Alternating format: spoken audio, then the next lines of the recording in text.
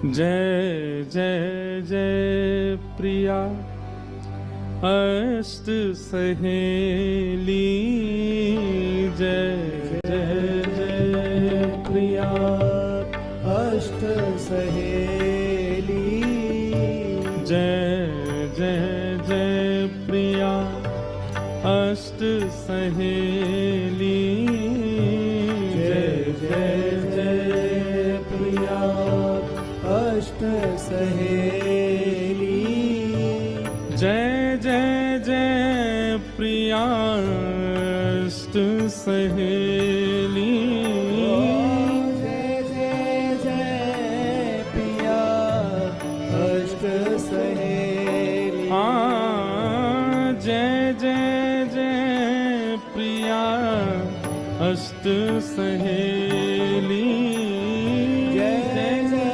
जय प्रिया अष्ट सहेली, जय जय जय प्रिया अष्ट सहेली, जय जय जय प्रिया अष्ट सहेली, जय जय जय प्रिया अष्ट सहेली, जय जय जय प्रिया अष्ट सहेली, हाँ जय जय जय प्रिया अष्ट सहेली, जय जय जय प्रिया अष्ट सहेली, जय जय जय प्रिया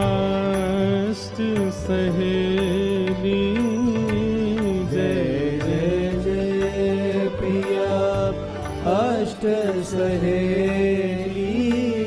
जय जय जय प्रिया अष्ट सहेली,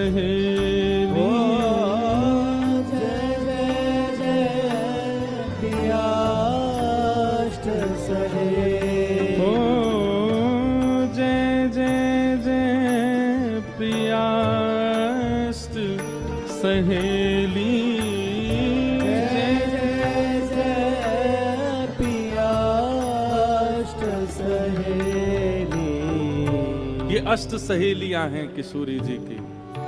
ललिता, विशाखा, चित्रा, इंदु, रंग देवी, तुंग विद्या, चंपक लता और सुदेवी। इन सब का प्रादुर्भाव किशोरी जी के चित्त से हुआ। ये निकुंज की लीला है। फिर इन्हीं में 8 मंजरियां प्रकट हुई जो कि गौड़िया वैष्णव संप्रदाय की मुख्य मानी जाती हैं। जैसे हमारे यहाँ हमारे हरिवंशियों में, हरदासियों में सखियां प्रधान हैं, सहचरियां प्रधान हैं। ऐसे ही गौड़िया वैष्णव संप्रदाय में वहां मंजरियां प्रधान हैं। तो वहां रूप मंजरी, लवंग मंजरी, तुलसी मंजरी, मंजू लाली मंजरी, गुंज मंजरी, विलास मंजरी, रस मंजरी, ये 8 मंजरियां प्रकट होती हैं किशोरी जी के चित्त से और फिर वो सेवा करती हैं ठाकुर जी की। तो ये निकुंज का स्वरूप है। निकुंज में इस प्रकार श्री जी ठाकुर जी से प्रकट होती हैं और श्री जी से सब सखियां प्रकट होती हैं। और किसके लिए? केवल ठाकुर जी को सुख विलास देने के लिए, आनंदित करने के लिए। लेकिन हम जीवात्माओं पर कृपा करने के लिए वही निकुंज के श्यामा श्याम पृथ्वी पर पधारते हैं। ठाकुर जी ने मन में विचार किया कि कलयुग में ज्ञान से उद्धार तो होगा, लेकिन बहुत कम लोग ज्ञान का आश्रय लेंगे। फिर ठाकुर जी ने विचार किया कि वैराग्य से उद्धार होगा, पर वैराग्य का आचरण भी लोग कम मात्रा में करेंगे। तब ठाकुर जी ने कहा कि भाई इस कलिकाल में एक प्रेम उद्धारक बन सकता है। उसके लिए ठाकुर जी प्रेम स्वरूप धारण करके आए। हम सब पर कृपा करके श्री ठाकुर जी मन में विचार किया, किशोरी जी से कहा, हे श्यामाजू मोकू जानो है ब्रजमंडल में उद्धार करवे के काजे, आप भी कृपा करके पधारो। किशोरी जी ने कही कि यत्र वृंदावनम नास्ति यत्र नो यमुना नदी यत्र गोवर्धनम नास्ति तत्र नो रमते मनः। जहां वृंदावन नहीं, गोवर्धन नहीं और यमुना जी नहीं, यहां मेरा मन नहीं लगता। तब ठाकुर जी बोले ठीक है, आपकी इच्छा के लिए, आपकी इच्छा की पूर्ति के लिए मैं इन तीनों को निकुंज से नीचे ले चलता हूं। तो वृंदावन, गोवर्धन और श्री यमुना जी ये तीनों पृथ्वी पर नहीं थे, इनको ठाकुर जी श्री जी के प्रकट की शर्त पर लेकर के आए, क्योंकि श्री जी इसी शर्त से आएंगी कि ये तीनों हों। इसीलिए हमने गाया श्यामा हृदय कमल सौ प्रगटो, श्याम हृदय को भाई वृंदावन प्यारो।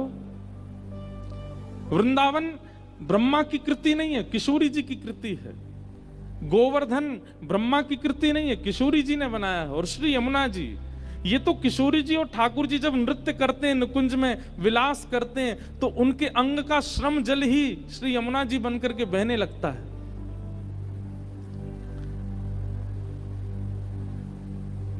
तीनों को ठाकुर जी लेकर के पृथ्वी पर आए और किशोरी जी से कहा अब आप भी कृपा करो। किशोरी जी बोली पहले आप प्रकट है जाओ, फिर हम आएंगे। अब देखो यहां पर भी दो पक्ष हैं। कई जगह ऐसी मान्यता है कि किशोरी जी 1 वर्ष बड़ी हैं ठाकुर जी से, और कई जगह ऐसी मान्यता है कि किशोरी जी 1 वर्ष छोटी हैं, 1 वर्ष 1 महीना छोटी हैं ठाकुर जी से। अब इसमें भी यह है कि हमारे ब्रज के रसिक जन अपने मनोभाव से इस भाव को स्वीकार करते हैं। अब जैसे गौड़िया परंपरा में आप सुनेंगे तो वहां किशोरी जी को छोटा मानते हैं, लाल जी से छोटी हैं किशोरी जी। पर हमारे ब्रज की कई बधाइयां ऐसी हैं, उन बधाइयों को अगर प्रमाण माने तो उन बधाइयों में ठाकुर जी का जन्म हो रहा है और किशोरी जी मैया की गोद में बैठ करके आई हैं लाला को देखने के लिए। तो उन बधाइयों के अनुसार किशोरी जी बड़ी हैं ठाकुर जी से। पर अब बड़ी हो चाहे छोटी हो, हमारे लिए तो किशोरी जी हैं, तो जिस भी भाव में हैं वो हम स्वीकार करते हैं। पर आज हम ये भाव, इस भाव से सुनेंगे कि किशोरी जी छोटी हैं लाल जी से, लाल जी बड़े हैं किशोरी जी से।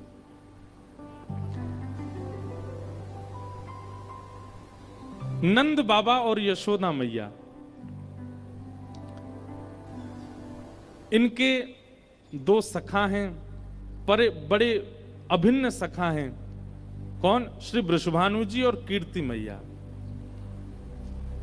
एक कथा महाराज जी ऐसी आती है कि जब भगवान ने मोहिनी रूप धारण किया तो इतना सुंदर था ठाकुर जी का मोहिनी स्वरूप कि उसको देख करके सारे देवता मोहित हो गए।